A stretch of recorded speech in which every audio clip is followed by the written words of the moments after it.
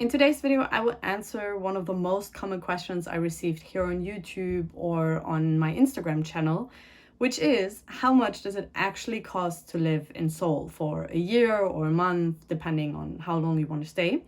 And I will answer the question based on my own personal experiences and based on the research I did before actually moving here. And I really hope it helps you to get a feeling of the cost of living here in South Korea's capital city, Seoul. So yes, let's start.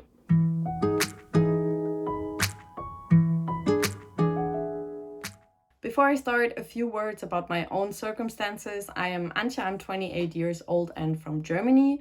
I moved to Seoul in November 2021 to study Korean at Sogang University, and I plan to stay here for 1 year. Before I could move to South Korea, I had to make some preparations, and of course they cost money too. I had to have my passport renewed in Germany because it has to be valid for the entire stay in South Korea. For the application to the university, I had to have my certificates translated and apostilled, which was actually more expensive than I expected it to be, and I also needed to pay an application fee. And you also have to pay a certain fee for the visa application, and you usually have to have at least 10,000 US dollar in savings in your bank account for most of the visa types. Here you have to do a bit of research because it depends on your home country and the visa type you're applying for. And of course, I also had to book my flight to South Korea, and on my blog you can find some tips on how to save money when booking your flight. Health insurance is also very important for a year abroad. Normally, you have to get a travel health insurance, but my university has group insurance included in their tuitions.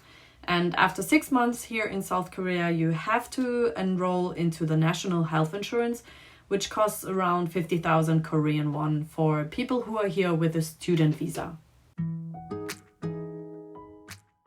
The next thing you have to think about is your accommodation. And to be honest, it's so freaking complicated here in South Korea, especially in Seoul. And there are so many options and you have to think of so many things.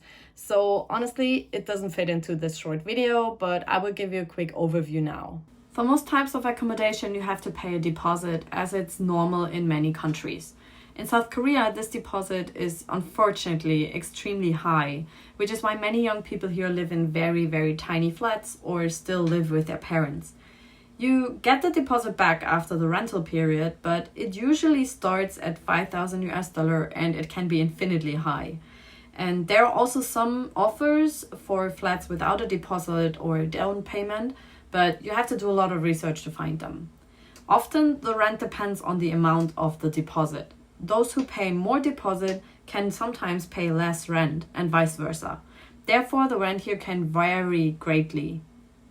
For example, you can find small goshi-won or share rooms for 300 US dollar per month, or maybe a small flat of your own for 600 to 900 US dollar.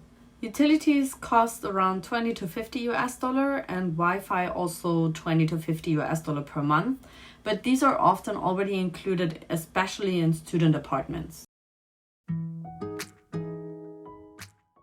Most young people here come as exchange students or for working holiday or language course, so let me shortly say something about the tuition fees here in Korea.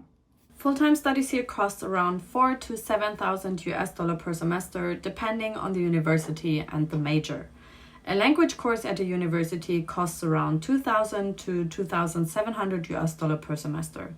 Depending on the type of visa, you can also take on part-time jobs to earn some extra money. One of the main reasons I'm here in Korea is the Korean cuisine. And to be honest, I could spend all my money on the endless great dishes they have here. But let me give you a quick overview over the cost of food here in Seoul. You can get smaller meals like a roll of kimbap for as little as 2 to 4 US dollar. Larger meals in a restaurant cost usually 9 to 15 US dollar. An iced Americano at a smaller street stand costs 2 US dollar or up to 5 US dollar at a fancy cafe.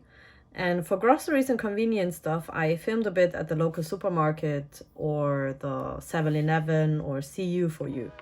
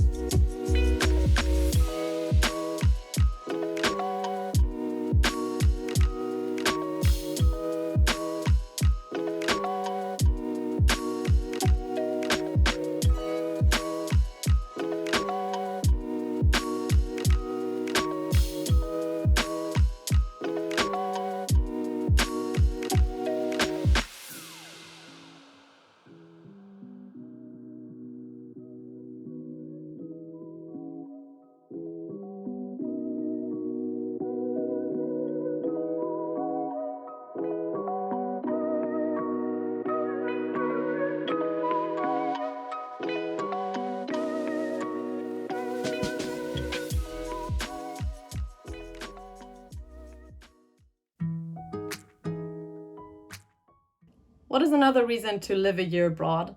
Of course, you want to experience the culture, get to know the people and the country here. So you should also include quite a bit of money for some fun activities and sightseeing and traveling in that time. Many traditional museums and sites in Seoul are free or at least very cheap, which is awesome for getting to know the culture here better. And a cable car ride up to Namsan and admission to the Seoul Tower observation deck costs around $25 for one person. But you also could hike up there and have a view from the mountain without paying for the fee at all. Admission to a digital multimedia exhibition like the one I recently went to is about $10 to $12, and to go to a club you have to pay about $10 to $30 entrance fee. A ticket for a movie is about $9 to $12, and for only $1 you can sing 3 songs at the Norebang. For an internet contract for your smartphone, you have to expect costs between $25 to $40. And last but not least, to get around the city or the country, you also have to think about the costs of transportation. To get from place to place in South Korea, you should buy a so-called T-Money card. The card itself will cost you around $2, and then you will get a small discount on subway or bus rides. These usually cost between $1 to $2 per ride. Taking a taxi is also quite cheap here. You can be driven around half of Seoul for as little as $15. Now let's summarize all the topics I've mentioned before and find the pure costs of living here in Seoul. Here you can see the approximate monthly costs for health insurance, accommodation, food, fun activities, and transportation in Euro, US dollar, and Korean won. On top of that, of course, there are the tuition fees, the down payment, if applicable, and your preparation costs, including your flight. Overall, the pure cost of living are between $700 and $1,500. I know this is a big range, but it honestly depends on your living standards and also how much attention you want to pay to it. There are always ways to save money by doing without, or to go a cheaper way by doing a lot of research. But honestly, I would recommend you to save a bit more before coming here so you can come here without worrying about your budget too much. At the moment, I spend around $1,000 per month, and I'm able to do a lot of activities and eat quite often in a restaurant without worrying about my budget. So I hope this video helped you to plan your time here in Seoul in South Korea. And if you liked it, please subscribe, follow me on my other social channels, and leave a comment what you want to see next. Thank you guys, and see you in the next video. I scrolled down the Insta page, saw a picture that I didn't want to see. He had his hand around your waist and a smile on your face, like the way you look at me.